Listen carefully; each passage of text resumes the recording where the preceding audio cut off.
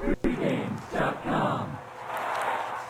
Welcome back to pregame.tv. Sunday video action. We're going to break down Illinois at Miami. Guys, we're taping. The U is back. We're taping on Friday. Okay, so we had to use a matchup for Sunday, so you guys had a pick. We had to use one of the afternoon games so we would have the matchup. We decided to do this game, but you decided. Yeah, I did. Well, it's my free pick. All right, correct. It's my free pick, so I decided. So I saw the score at halftime. I saw that Illinois was absolutely crushing Colorado. I liked the setup between Illinois and Miami, so I emailed the producer of the video list that we were doing tonight, and I said, we're going to do Illinois at Miami. And then 5 minutes later, I get a text from the guy sitting next to me.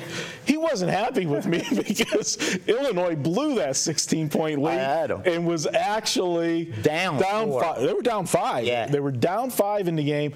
But you know what? That is the season of Illinois right there in a nutshell, the way this team has gone up and down all year. I agree 100% because when you look at Illinois, they could beat anybody. They could beat anyone in this tournament, and they have. They've beat Indiana, they've beat Butler, they've beat Gonzaga, and they've beat Ohio State. I mean, so any given night, Illinois could give any team out there a run for their money. But they don't play 40 minutes of basketball for some reason. And sometimes they look like, it's like Jekyll and Hyde. They're so hard to understand because they're a very experienced team. When you look, they got like all seniors and juniors on this team, except for, Paul, who's a sophomore. If you look at everyone else, they're upperclassmen. So you would think that wouldn't happen. You'd get focus from them. But the way they almost gave that game against with Colorado away, I think that's going to be a positive going forward. And you know me, I've been saying it all along. I know it wasn't right in game one, but I think this Miami team's so overrated. Fifth in the AP, really? Really? Fifth? No. Well, no. I think Miami is the real deal, but but I'm not making a play in this game on a side, and we're going to be making a play on a total. But as you said, the up and down with Illinois this year, they rolled off 12 wins to start the season. Looked like world beaters, but they also had a stretch during conference play where they lost 6 out of 7 games, and then they had some ugly games where they weren't in them at all.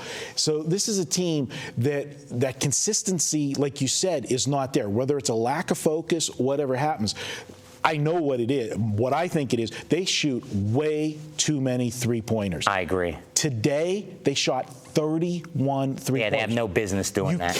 You can't shoot that many 3-pointers. Not with that size. You're going to live and die with the threes. Mm-hmm. It's great when they're going in, but when they're not going in, what's happening, if you're playing a team that's going to rebound the ball well, which Miami does, they're going to kick the ball out quick. You're going to get those long rebounds. You're going to get transition baskets the other way, and all of a sudden, you're going to find yourself down 8 or 10 points in a game. I'm not going to go with the total because if they're raining the threes, it's a different story. And that's the one weakness on this Miami team. They do give up a lot of three-pointers. So Illinois has a chance with their style. If you talk about, use one of your boxing references, styles. Fights, sure. This is the perfect style to beat Miami. The one thing that I'll say about Miami, and the reason why I know you think they're a little bit overrated, I think they're the real deal. I thought their bad game, their flat game, their danger spot would have been Pacific today because they were coming off beating winning the ACC tournament when they've never won the ACC tournament. And Pacific was hot. They won like 7 in a row. They could have easily been patting themselves on the back and come in a little bit sluggish, but they didn't. They were all business, and they blew them out.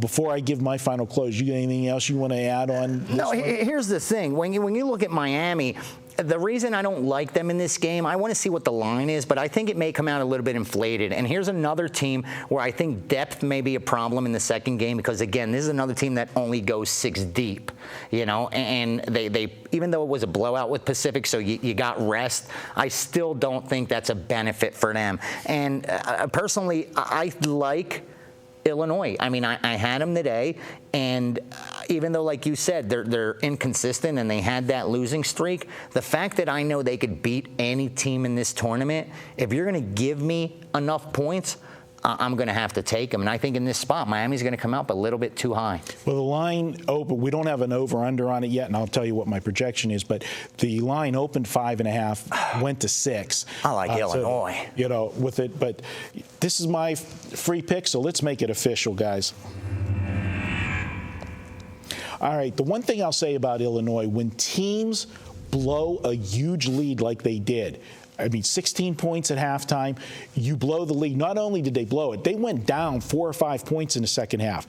To show that they were able to regroup and come back and win, that's a sign of a good team. And I'll give VR credit with that. That makes Illinois look live in the game. But what I think the better play is here is the total, and here's why. Illinois, we're going to get value in this total. Now, they don't have a total posted yet on this game, but I'll tell you where I like it at so you'll see the range. But Illinois is coming off a low-scoring game. They're going to adjust this total with the game. We're going to get a soft number. Illinois will be shooting the threes like they always do. If Illinois gets the threes, that helps our over-under.